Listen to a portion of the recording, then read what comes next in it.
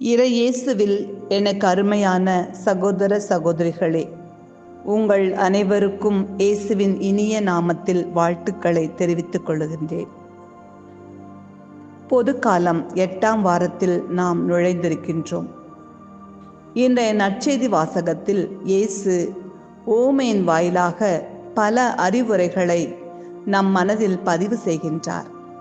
நாம் அடிக்கடி பிறருடைய குற்றங்களை மிகைப்படுத்தி அவர்களை கடுமையாக விமர்சனம் செய்கின்றோம். அவ்வாறு செய்வதற்கு நமக்கு உரிமை இல்லை என்கிறார் இயேசு கிறிஸ்து. ஏனெனில் நம்மிடத்தில் கணக்கற்ற குற்றங்கள் உள்ளன. முதலில் நம் கண்ணில் உள்ள மரக்கட்டையை எடுத்துவிட்டு அதன் பின் மற்றவர் கண்ணில் இருக்கும் துரும்பை எடுக்க முன்வர வேண்டும். தனது நிலையை அறியாமல் அடுத்தவர்களை குறை கூறும் மனிதர்கள் ஒரு விதத்தில் மனநோயாளிகள் எனலாம். அது ஒரு நகரில் இருந்த அரசு மருத்துவமனை. அந்த மருத்துவமனையின் அறுவை சிகிச்சை அறைக்குள் வேகமாக நுழைந்த மருத்துவரை தடுத்து நிறுத்தினார் அன்றைய நாளின் அறுவை சிகிச்சை செய்யப்பட இருந்த சிறுவனின் தந்தை. என் மகன் உயிருக்கு போராடி கொண்டிருக்கிறான்.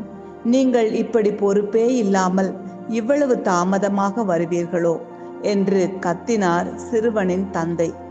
அதற்கு மருத்துவர் அவரிடம், ஐயா, தயவு செய்து பதற்றப்பட வேண்டாம், எல்லாம் நல்லபடியாக நடக்கும் என்று பொறுமையோடு பதில் அளித்துவிட்டு முன்னோக்கி நகர்ந்தார் மருத்துவர்.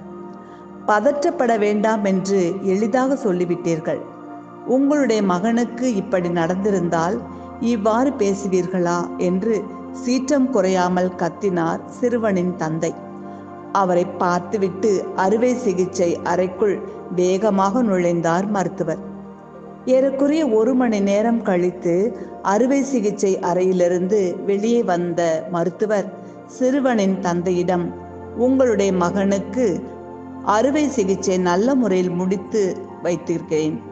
அது குறித்து ஏதாவது தெரிந்து கொள்ள வேண்டுமென்றால் செவிலியரிடம் கேட்டுக்கொள்ளுங்கள் என்று சொல்லிவிட்டு வெளியே கிளம்பினார்.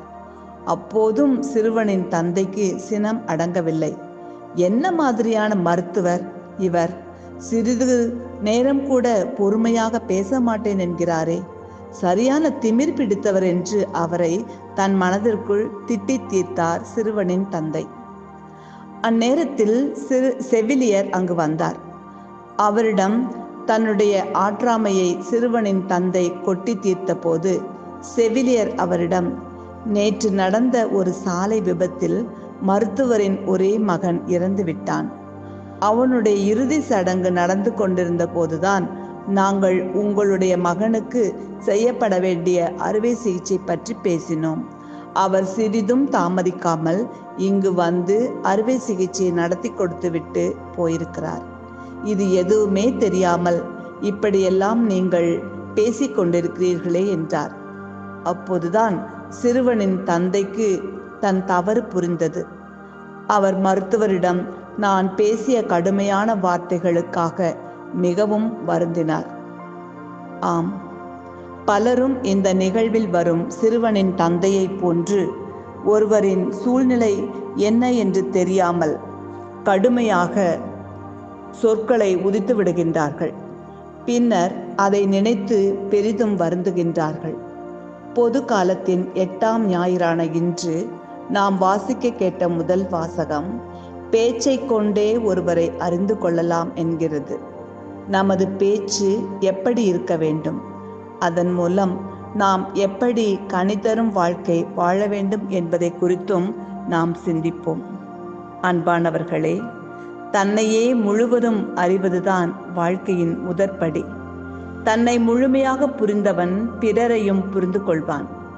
ஒருவன் தன்னையே நன்கு புரிந்து கொண்டால் தான் நிறை குறைகளோடு மற்றவர்களை ஏற்றுக்கொள்ள முடியும். தான் செய்யும் தவறுகளை ஏற்றுக்கொண்டு கிறிஸ்துவ வாழ்க்கை வாழ்பவன் தான் பிறருக்கு வழிகாட்ட முடியும். இருளை பழிப்பதை விட ஒளியேற்றுவதே மேல் என்பதை உணர வேண்டும்.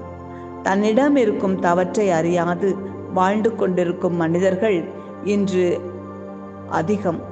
முதலில் நாம் திருந்துவோம், பிறகு மற்றவர்கள் திருந்த அறிவுரைகள் சொல்வோம். வழிகாட்டுவோம். அன்பானவர்களே, ஒருமுறை நாம் செய்த தவறுகளை நினைத்து மனம் வருந்துவோம்.